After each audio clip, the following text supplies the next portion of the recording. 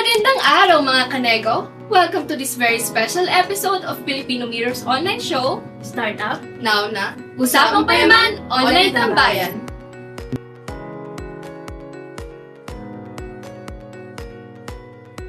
Alam niyo ba mga kanego, 14 years na ang Filipino Mirror.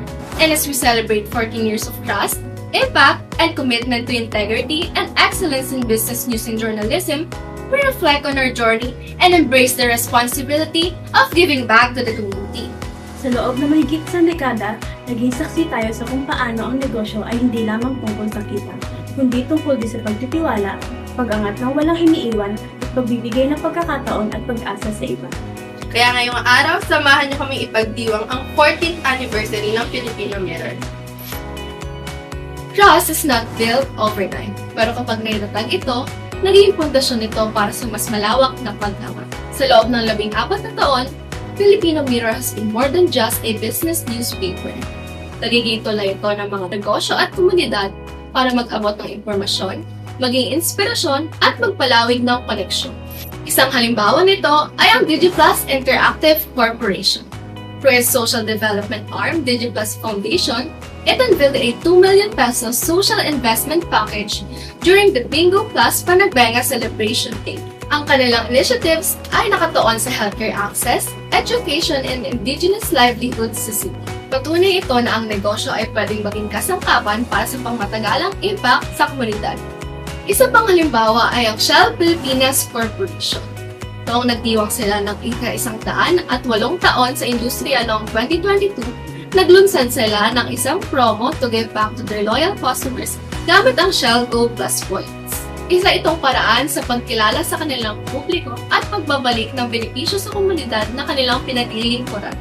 Bukod pa rito, may mga kumpanya ring nagtatag ng scholarship programs gaya ng SM Foundation, livelihood and employment programs gaya ng DPM at DOLE, at iba't ibang CSR initiatives gaya ng PCSO, San Miguel Corporation at Mr. DIY.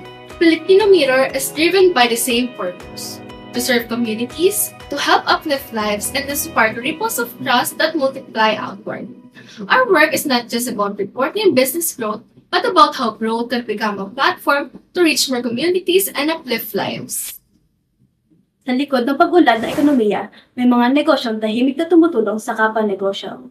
Ito ang tunay na pwersa ng pag-asenso. Halimbawa, sa Philippine Property Market Outlook 2026, binigyan diin ng mga industry leaders na ang real estate ay hindi na lamang tungkol sa luxury condos. Ang merkado ay nagre-reset upang magbigay ng mas madaming oportunidad para sa mga MSMEs at major brands.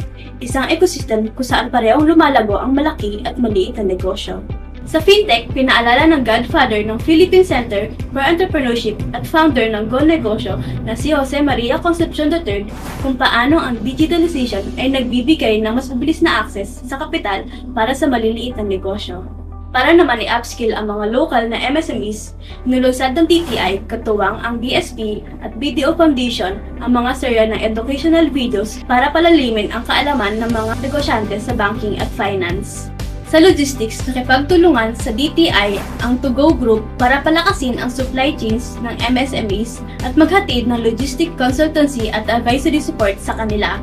Gayun din ang LBC Express na nakipag-partner naman noong nakaraang taon sa Be The Boss para sa dropshipping logistics na ituturing na game changer para sa mga online sellers na gustong mag-scale nang hindi kailangan ng malaking puhunan. Mga kanego, this proves that economic growth becomes meaningful when it creates space for others to grow. Whether through fintech innovations, banking educations, logistic partnership, real estate among many others, these forces shape a nation where businesses uplift one another. And for 14 years, Filipino Mirror has carried the same mission, spotlighting these stories to spread the power of collaboration and shared vision for the nation. Tinalakay na natin ngayon ang mga pwersang nagbigay daan sa pag-unlad ng nakaraan at kasalukuyan. Ang tanong natin ngayon, sino magpapatuloy ng kwento ng pagbabago at tagumpay sa hinaharap? We are now giving you the answers. And for this part, kilalanin natin ang ilan sa biggest at brightest individuals under 40 na may highest potentials para maging future leader ng Filipino entrepreneurship. Una sa listahan, si Pasig City Mayor Vico Sotto. His leadership in public service shows that Transparency and accountability can transform governance into a platform for community empowerment. Another example is Archie Larga, the licensed pharmacist turned content creator who uses digital media to educate Filipinos about health and wellness alongside doing many charitable work to help his fellow kababayans in need. We also see the likes of Luis Mabulo, ang founder ng The Cacao Project na nagsusulong ng sustainable farming at tumutulong sa mga lokal na magsasaka para makapasok sa global market. At si Paring Hype naman na kumakatawan sa bagong henerasyon ng digital entrepreneurs. Ginagamit nito ang social platforms para magtayo ng komunidad at pangkabuhayan. Ang mga individual na ito ay hindi lamang nagtatayo ng negosyo, kundi humuhugot ng kultura, nag-iimpluwensya sa polisiya at lumilikha ng sistema kung saan mas marami pang tao ang maaaring umangat. Their story shows that the future of Philippine entrepreneurship is not just about becoming rich, but it is about purpose, innovation, and service.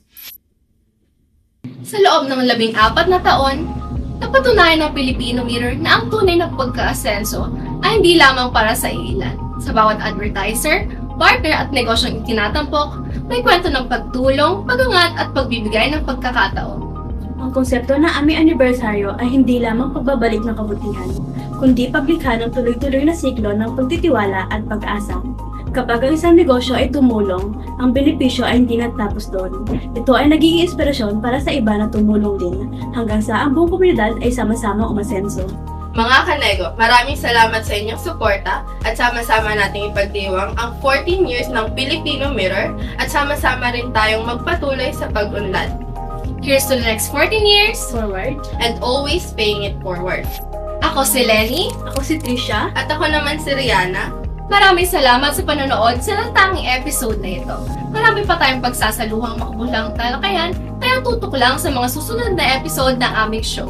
And please don't forget to like, share, and follow our social media pages for more inspiring stories of businesses and the community.